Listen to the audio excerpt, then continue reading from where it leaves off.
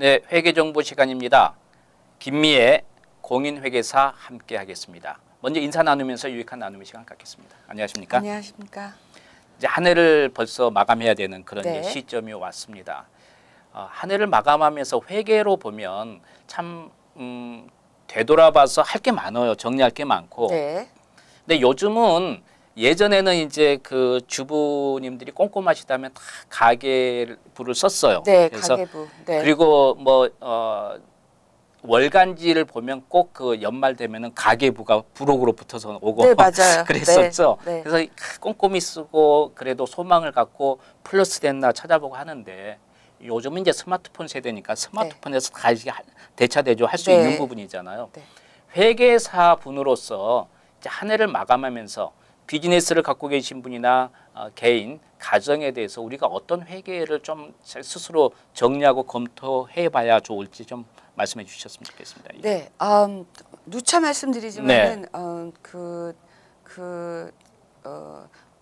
우리가 흔히 말하는 월급쟁이가 네네. 있고 아니면 비즈니스 하시는 그렇죠. 분들 둘로 나뉘죠. 네. 그러니까 월급쟁이 그러면 일단 W-2라는 폼을 받기 때문에 네. 뭐 그렇게 바뀔 일이 없어서 네. 뭐 내년에 4월 15일까지 세금 보고 하면 예.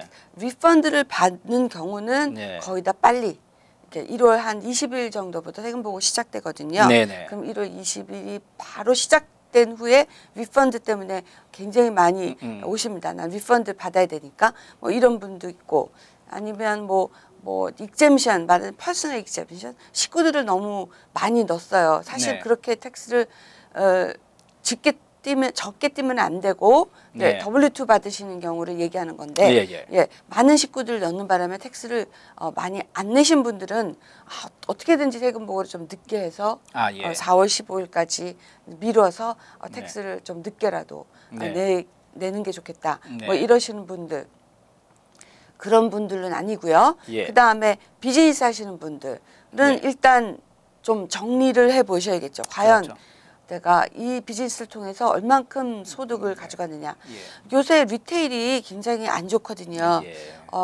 앞으로도 계속 좀 문제가 있을 것 같은 게 왜냐하면 인터넷 시대, 온라인 시대가 되면서 모든 구입을 온라인으로 구입하는 경우가 점점 늘어나고 있는 바람에 리테일 비즈니스가 조금 좀 영향이 별로 안 좋게 미치는 것 같습니다.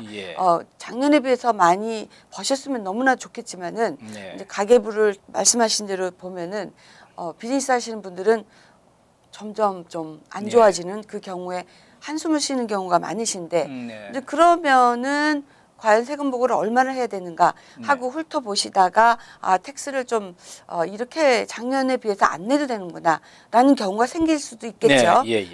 근데 그런데다가 그 세제 개혁안이 있는 그 미치는 영향에 반해서 어떻게 해야 될지를 꼼꼼히 따져보시는 게 굉장히 이번에는 중요한 것 같습니다.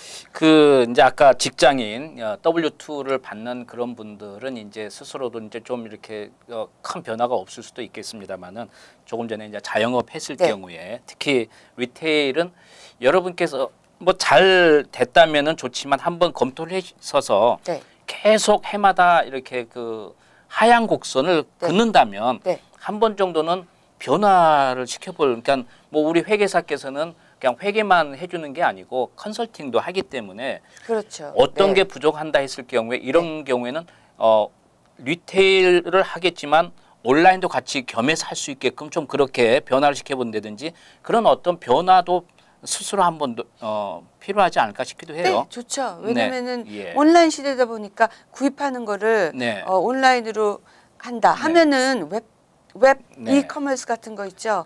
그런 걸 통해서도 하실 수 있고 워낙 이커머스가 또 경쟁이 심하기 때문에 새로운 그러니까 새로운 아이디어를 내셔서 요새는 4차 산업혁명 뭐 이렇게 해서 많이 나오잖아요.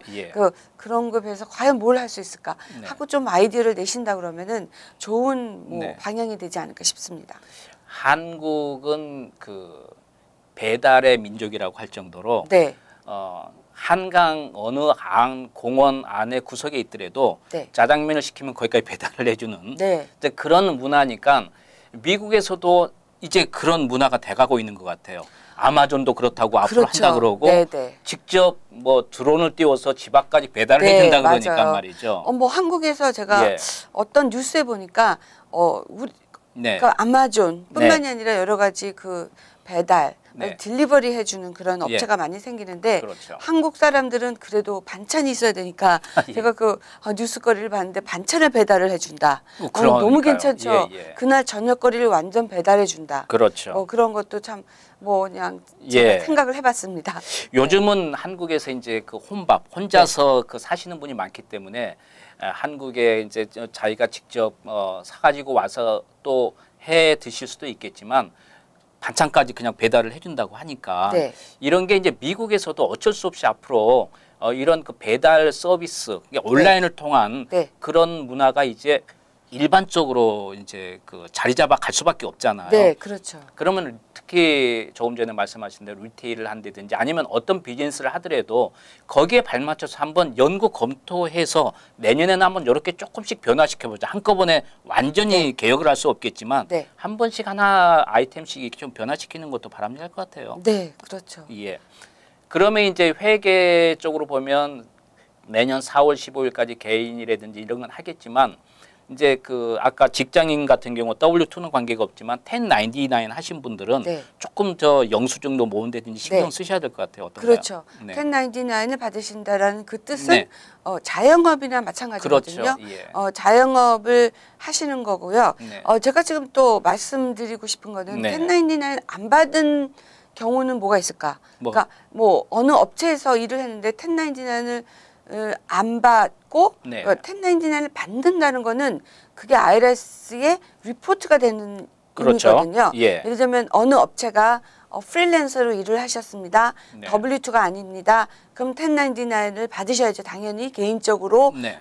그거를 체크를 받으셨다면 그럼 그렇게 안 받고 자영업으로 어떻게 받으실 생각이 예. 없으실까라고 따진다면은 그럴 경우는 비즈니스 서티피케이트. 그러니까 뉴저지는 assume name certificate이라고 돼 있죠. 그 비즈니스 서티피케이트 소규모로 하신다 그러면은 그 사업자 등록증을 네. 그 설립을 하시면 되고요. 예. 뭐 좀 그래도 프리랜서지만 1099 주고는 액수가 꽤 크다라고 네. 하면 말하자면은 그 사업자 등록증을 네. 만드시는 그 과정에 있어서 개인도 있고 법인도 있고 있으니까 또 LLC도 있고 이러니까 뉴저지 쪽은 사실 LLC가 굉장히 많습니다. 네. 뉴욕 쪽은 LLC보다는 그냥 코퍼레이션으로 많이 예, 예. 하는데 뭐냐면 LLC를 설립하려면 뉴욕 같은 경우에는 광고를 해야 되기 때문에 그렇거든요. 예. 그 광고비가 꽤 많이 들어서 피하시는 분들도 많습니다. 예, 예. 뉴저지는 그런 경우가 없어서 네. 자연스럽게 LLC 하시는 분들이 많은데요. 네. 이런 포메이션 말하자면 사업자 등록의 그 종류에 그를 해서 네. 내민다 그러면은 1099 받으시는 것을 피할 수가 있으십니다. 이제 그 커미션 제도 1099을 받는데 그 파타임으로 해서 뭐 액수가 많지 않다면 모르겠습니다만은 네. 많으면 조금 전에 말씀하신 대로 개인 그 사업자 등록을 해서 네. 그거로서 유지한다면 많이 절세가 될 수 있겠다. 이제 그렇죠. 그래서 오래 못 네. 하신 분이라면 굉장히 1099 보고가 너무 많은 것 같은데 싶으면 내년이라도 네. 그렇게 한번 조정하는 것도 한 해를 마무리하면서 건전한 지혜로운 방법이 아닐까 싶기도 하네요. 예. 네, 회계 정보 김미애 공인 회계사께서 도움 말씀 주셨습니다. 오늘 도움 말씀 감사합니다. 네, 감사합니다.